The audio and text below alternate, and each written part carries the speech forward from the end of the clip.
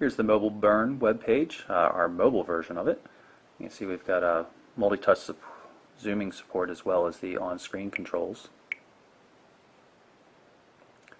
As you scroll up, the URL bar disappears. But let's go to the full website just so you can see what a more complex website looks like. And thanks to the Wi-Fi connection and the 1 GHz processor, things load up pretty quickly. All the ads are in place, everything is formatted exactly as it is on a PC-based browser. Let's try a double tap for zoom. See, even while it's still loading some stuff, everything's working very, very well. It's a really good browsing experience right here. We're going to jump into this story on the Vibrant's brother, the Captivate for AT&T, to see how it handles embedded flash. We've got a video down at the bottom.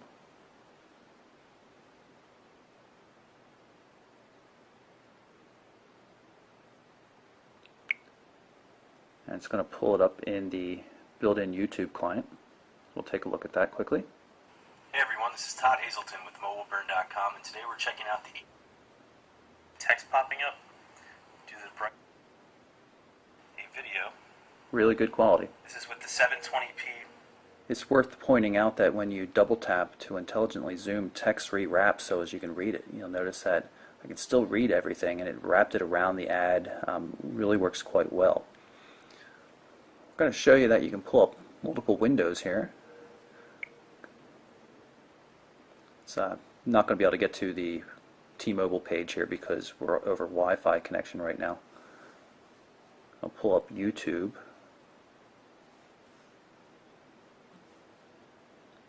Also worth noting though that you can of course use a full screen landscape QWERTY keyboard too.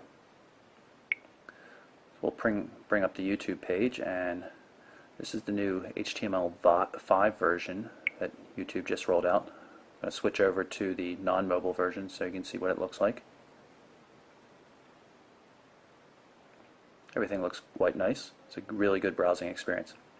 And of course there's a RSS feed there. So you can add the RSS feed to your reader. And of course just tap here to save it as a bookmark. We have a nice visual bookmark system.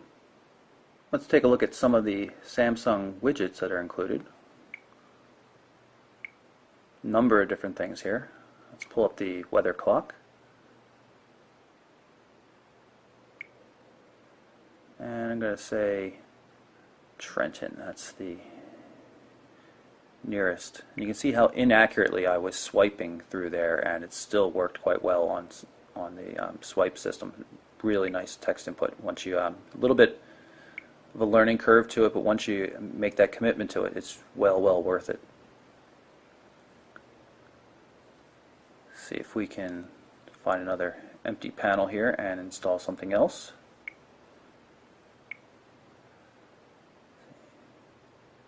Daily briefing. Oops, I hit the wrong one. Get rid of that. Long press it, drag it down.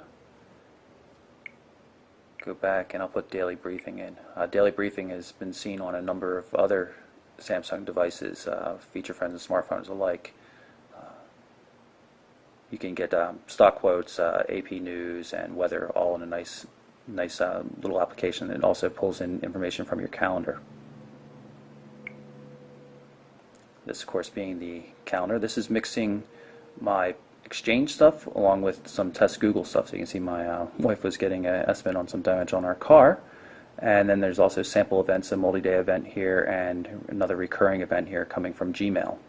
If we jump out of daily briefing and into the full calendar, though, you can see what you have a lot more functionality from here. Again, you see the same events because it's from the same calendar information. Week view, day view, and agenda.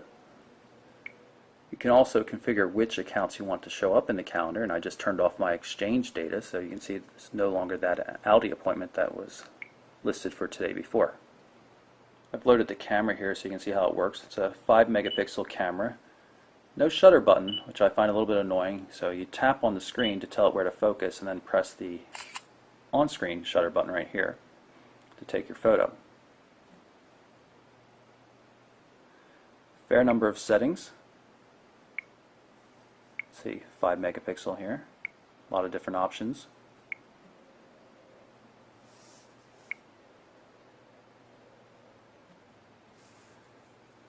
You can tap on this tab to make the settings and shortcuts appear or disappear.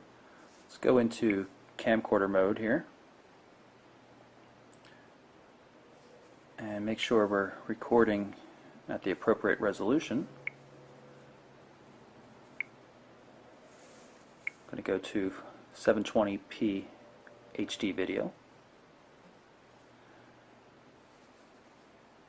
Let's start it up. Now we're recording. Move around a bit, and I'll hit the stop button. And let's watch it.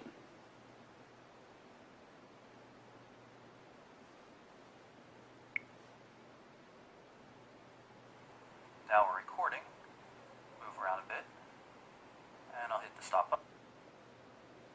So here's the gallery application. The movies and photos over here, the ones I've shot with this, these are coming from a Facebook account, which is pretty cool. So there's the movie we just saw. Let's instead pull up some of the photos. You see it works, the orientation sensor works for photos for vertical and landscape mode.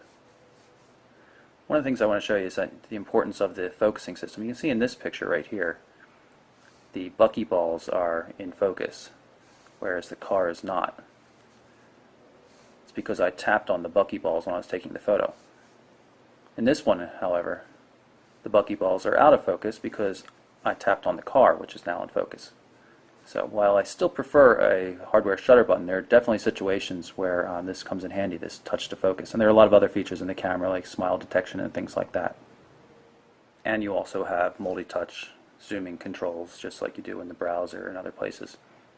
Here's the email client that comes on the Vibrant. It has a definite TouchWiz 3.0 look and feel to it. You can see very pretty. You can pull up messages just by tapping on them. HTML email.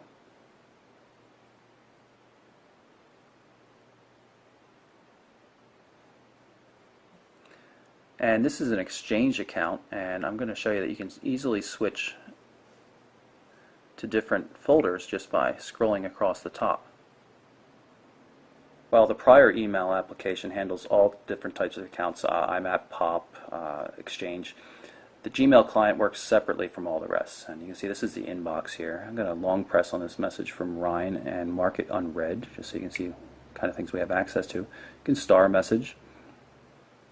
You can tap on it, and of course it has full HTML support as well.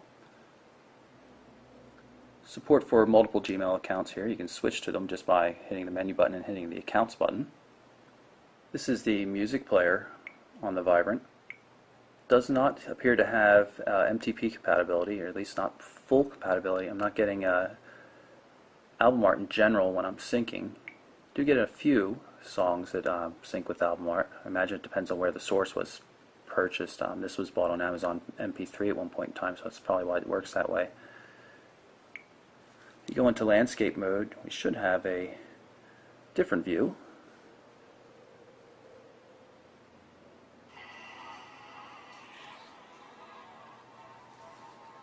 Of course, music plays in the background. You can get back to it and see what's going on through the notification bar.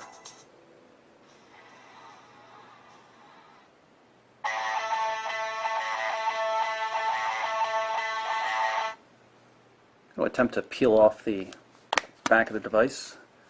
You can see where the SIM card goes.